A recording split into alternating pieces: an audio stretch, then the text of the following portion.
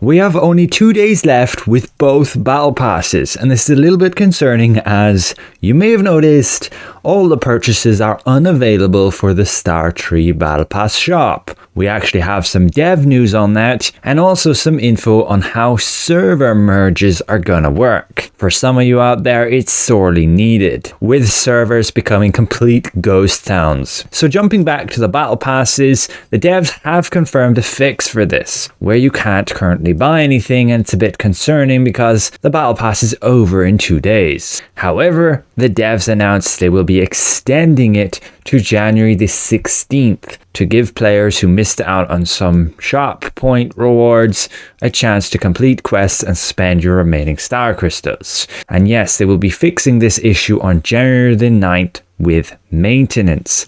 So that also confirms we will be getting maintenance. We haven't the past few weeks with no updates to the game. I'm hoping that we'll actually get a new content update for masteries, like they announced on the roadmap and gave a bit of info on that and how it's going to look like. A whole lot more of an interactive system than this simple 3 tree system we have right now, along with it being pretty confusing on which bonuses you actually get for what skills, depending on which weapon you actually have out and equipped. But back to the point. Yes, you will get another week with the Battle Pass.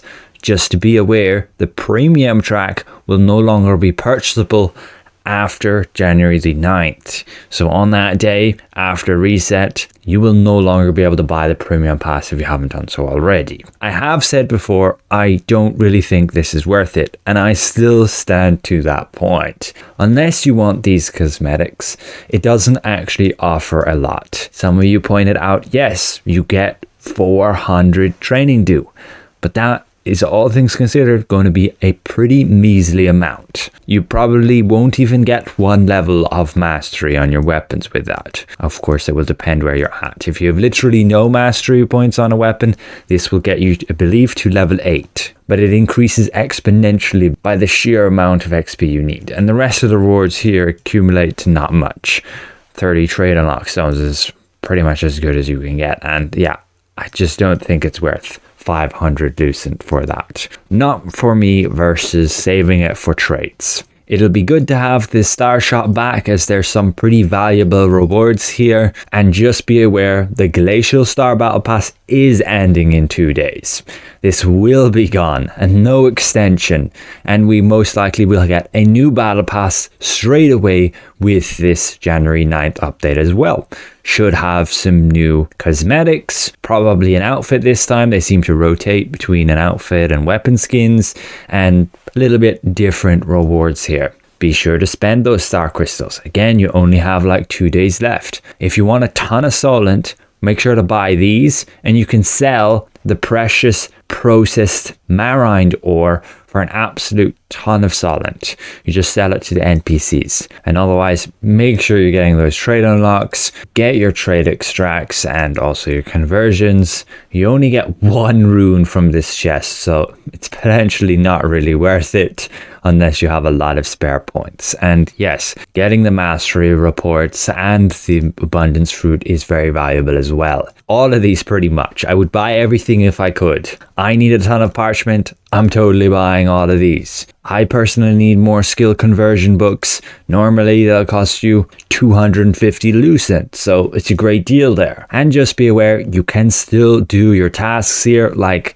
I need to do 20 more resistant contracts, I'll get a bunch of points. I need to dissolve 6 more pieces of equipment, I'll get 10 points times 660 points, which all converts to stars since I have the battle pass completed. But now let's jump to, what does a server merge look like?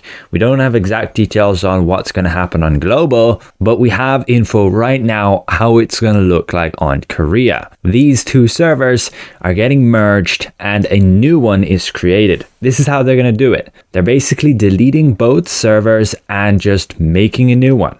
which means yes, all your progress on say territory control with riftstones and boonstones and even taking over the castle is completely reset. Everybody's back to square zero, a level playing field, but the rankings will get put back into place based on say activity. The owner of the castle will be based on who's first place on the guild ranking at say this set time. And that guild ranking is based on score, which is based on activity. You have to do like guild contracts, you get these activity points. You can do dynamic events, you get activity points. You can kill mobs, you get activity points. So basically the most active guild will be defenders of the castle for the first siege, like we had at the beginning for us as well. And just be aware, the auction house gets reset for everybody. Your price information is reset, and anything that you've tagged as favorite is reset. Meaning I believe you won't have, say, the price history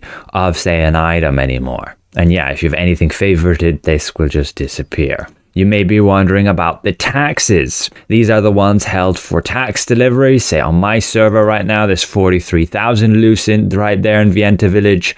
And then what the castle owns, we currently have 400,000.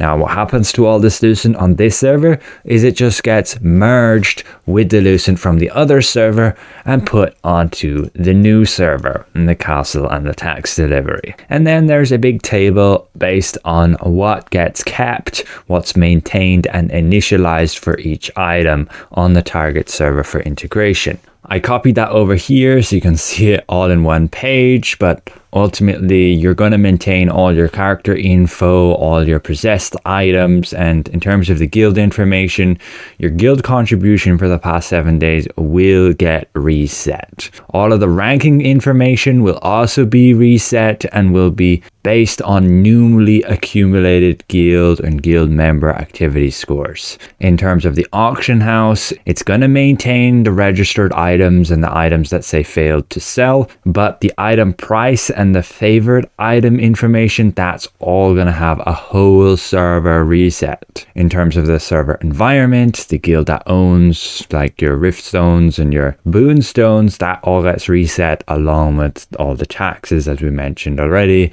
That will be accumulated and added to the new server. This purple talk chat I don't believe is relevant for us, but the in-game chat will all get reset, including your blocking history. And it should all be fairly smooth sailing, as long as there aren't any bugs that mess everything up. But yes, basically creating an entire new, say, world, a new server, and everybody just joins it, rather than preserving one of them and moving new people into that.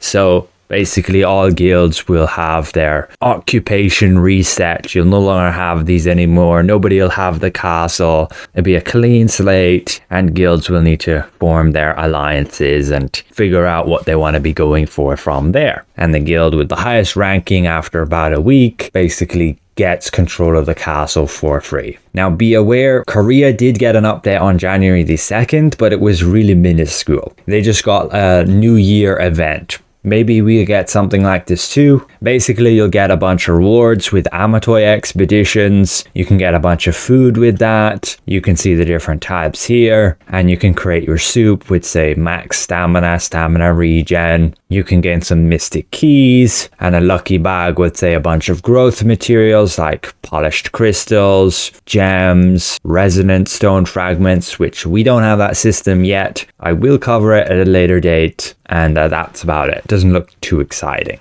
There is an update that we're still expecting for Spear, where we should be getting a new specialization called Enforcer, allowing us to get extra hit chance, along with increasing the duration when we attack. Additionally, Nimble Steps should get ranged evasion and remove, say, the stacking effect. So you just get all the stats at once as soon as you trigger it. Both updates will help a lot to improve Spear in smaller scale content and even making it potentially overpowered, especially because they also nearly halved the cooldown down to just 22 seconds when you don't have Sentinel's Bastion. so you get this 4K shield effect a lot more often. But that's it for this video. Thank you for watching, and a special thank you to these channel members for their extra support. We'll see you guys around. Goodbye for now.